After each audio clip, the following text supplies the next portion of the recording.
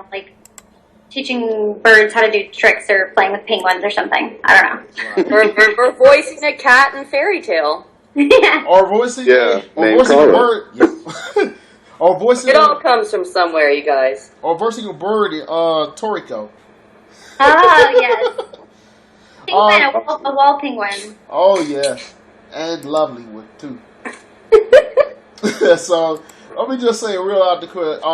Let me just send a shout out to my boy Anthony Bauma, which is the founder of Timby Academy, the Maki Key fan club. You know, shout out to them. You know, you're actually the fourth person we've had on with for Mock and Key, the fourth cast member. Cool. Yeah, they love Mock and Key. Believe me. That's why I said I love Syria. Like Syria, I'm so Syrian Aki. Come on. That's right. Well, come on, that's some hot bitches. Oh yes. When she saw, my heart melted. Oh. Okay, but getting back to it, like Anthony said in the question, it said just like everybody else can at facebook.com/Shrinetime Entertainment or at Twitter at Shrinetime ENT. You can use the hashtag shout out Jade. And he said, how is working with the various directors at Funimation? Do they feel like each have their own styles or approaches to directing?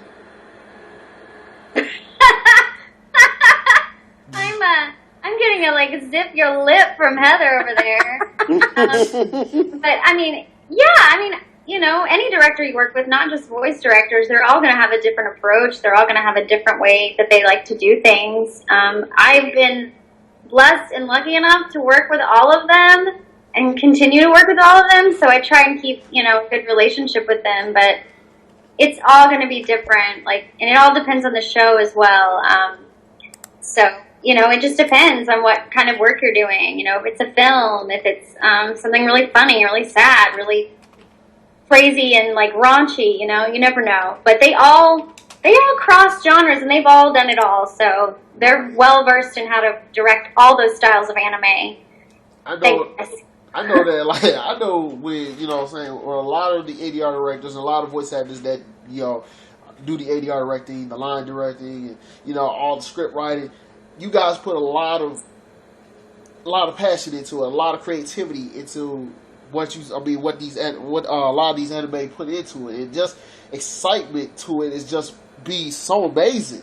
And for me, you know, to see that kind of creativity and that fresh new perspective to English dub, and by the way, I came into this industry liking dub. I've never seen that much creativity that you guys, they let you almost be open with this stuff. You can almost put pop culture, most pop, what you see on pop culture today into anime. It depends on the show for sure, but man, yeah, those directors have to think quick on their toes because, I mean, the one thing that's true for all of them and for all of us is it's generally a quick process. I mean, they take their time beforehand to get it, you know, translated and written well and get everything ready. But once they've got the actors there in the booth, time is money. Right. And so they have to think quick on their feet. If the line, for whatever reason, the actor is a slower talker, a faster talker, or it just doesn't work with the line, they have to be able to rewrite it right then and there. And, you know, sometimes we can get silly and pop culture references can pop up in there, and it's okay for the show. But, you know, there are definitely times when they want to add more stuff like that, and they have to hold back because either, you know, the show, the Japanese show directors are really against that, and they know they're not going to let them do that, or it just depends. There's a lot of factors. But, yeah, they are super, super creative. They know how to do it all. So that's why they're there doing it. Also, you guys do an awesome job following it, though. I mean, but you guys put your own spin to that character, though. But let me ask one more question, then I'll go to Justin. Okay. How was it to play Syria in Maki Key? And this is Anthony again. How was it to play Syria in Maki Key? And he put up a picture on Twitter about, you know, the whole thing about Syria actually being a man technically. Wow. Yeah, I didn't know this. I'm actually looking at that right now. Yeah. I didn't know this either. It's on the Facebook page. It's on the Shrinetime Facebook. We're all looking. But like I said, it says here, did you know that Makiki Syria Otsuka is actually technically a man? She was born a man and uses her contentious mocking ability to interverse to take on the female body. Syria prefers being a girl because it aims to be a real woman. Inverse is an always active internal mocking that can reverse anything. In battle, for example, it can reverse an incoming attack or even an opponent's will to fight. Is this something that comes up in Mocking Key too? I was surprised when you actually said that. You learn something new every day. Like, serious. Yep, that's true. Period. Your character is a man. That is news to me. That's new.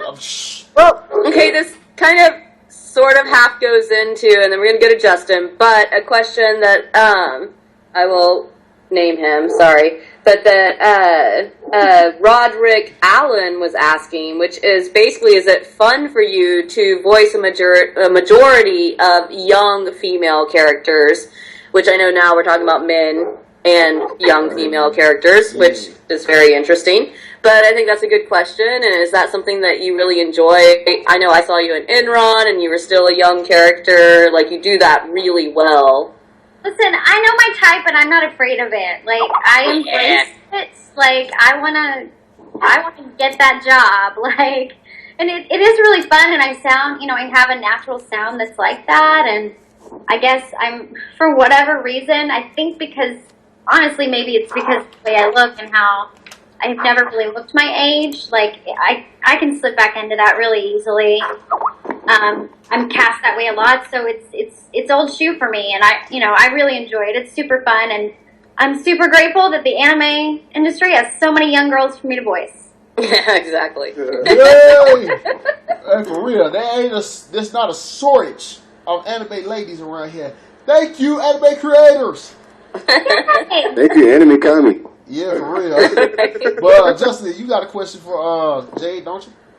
Yeah, I actually do. And this actually goes to Heather too. When you guys both did Shangri-La, like with your characters, like what was the process? I'm so glad, first of all, that you know what that show is. That makes me very happy in my heart. Anytime I've signed maybe like 2 things at cons, and someone brought some Shangri-La to me this weekend, and I was like, God bless you. Because it's such like an unsung hero of a show, and it's so good, and it's one of my favorites. Well, for me, I was super excited to be able to play Karin and Pudding, which is the teddy bear, and to get to play like someone that like demented and crazy and cuckoo. Mm-hmm. And what was cool is like when I first started, I auditioned for both because he really wanted it to be the same actor. Tyler did. Another Tyler Walker directed show. Yeah. So he cast me based on both of those auditions. And when we first recorded the first episode, like we were playing around with it on like just recording all of Karin's lines and then recording Pudding's lines. He's like, no, that's not going to sound crazy enough. Like, I don't like it. Like, are you comfortable switching back and forth? And so I finally got in a rhythm. But like, it'd be hard sometimes because I'd be going along and like he'd put it like in a different like color or font or something, so I'd know, like an easier way to switch. But there would be times when I would mess it up, obviously. But for me, that was really enjoyable and unique, a really unique experience recording wise. I like developing that character a lot because she was so nutso. Yes, she is. She was so cool too. That's one of my favorite characters you've done for sure. Like, for sure. And Tyler definitely talked about what you're talking about. Sorry about the dogs, you guys. I live in dogs. Okay. We all have That's that. too long, I know. Yes. No to y'all. No to them. But Tyler definitely talked about that and kind of coming to that decision and how proud he really was of you, to be honest. Oh my God. Yeah, he really was. He thought you pulled that out, and he was not sure that anyone really could, but I actually got to hear some of the auditions, too, during that time, and you rocked that shit. Yeah, you did. You did. Behind the scenes with Heather Walker, ladies. I know. I get a little bit behind the scenes action that most people wouldn't. So, now, typically, if I hear auditions, it's completely blind, and I only find out afterwards who they are. So, like, I'll pick. I know. Hold on. You'll have to wait 1 second. I'm gonna have to like put my Chihuahua outside because he's convinced somebody's at the front door and they're not. Okay. Keep going. Hold up the moon. Fun. See, okay. Crazy. But you know. Yeah. Okay. Well, maybe he'll stop barking. But anyway, so when I say that, I don't want people to get scared that like I'm listening to auditions and I have any power because I do not. I'm not scared. I think it's cool. Yeah, it's actually really cool. But yeah, I did get to hear yours, and then when he talked about doing the switching between and stuff, he was so proud of you. He really was. He really, really was. And he's so proud of that show, as we all are, really. Like you said, is my dog driving everybody nuts? This is going to make it impossible. We've had worse to this podcast. We've had worse. Believe me. I think he's going towards the back door. Hold on, I might can get him outside. Y'all keep talking. Okay. Y'all find something to talk. Kent Williams' performance in the show is like one of my favorite character and anime performances ever. Right. I can't remember his character's name right now, but he played the transsexual, the main Are we one. talking about Kent Williams or Randy Perlman? Kent Williams. Yeah, that was an amazing role. Yeah. I mean, they both did really well. I fell in love with Kent's performance, and then when I I did too. met him, I fell in love with him all over again. I'm so in love with Kent Williams. I will state that on air. Tyler will understand. I'm completely in love with him. I want to go do some puppeteering with him. He does some really awesome stuff. Oh, But as far as Shangri-La, I mean, besides that, you had, I mean, IU's performance in that is pretty much a groundbreaking performance, too, which she did. I can't think of the name of her character. I feel so bad. Oh, the little tiny, the little girl? Yeah, that would speak in kind of a very antiquated form. Did you hear my audition for that girl? Because it was not. I don't think I did. Oh, I usually hear like top 6 or something for those. Maybe I did. I don't actually know if they don't make it. I never get to find out. yeah.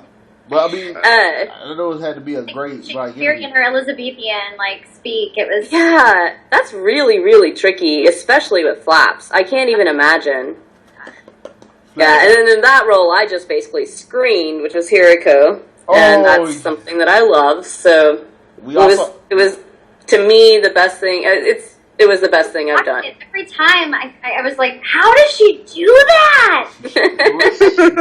He would brag on you every time, like she doesn't even get sore. I mean, I don't know. Like you guys have great vocal pattern too. She can do it for hours.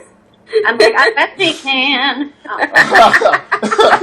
Oh, we all know you guys have like great vocal control. I mean, without having to sound hoarse. Because if I had to scream, I'd be hoarse for a week.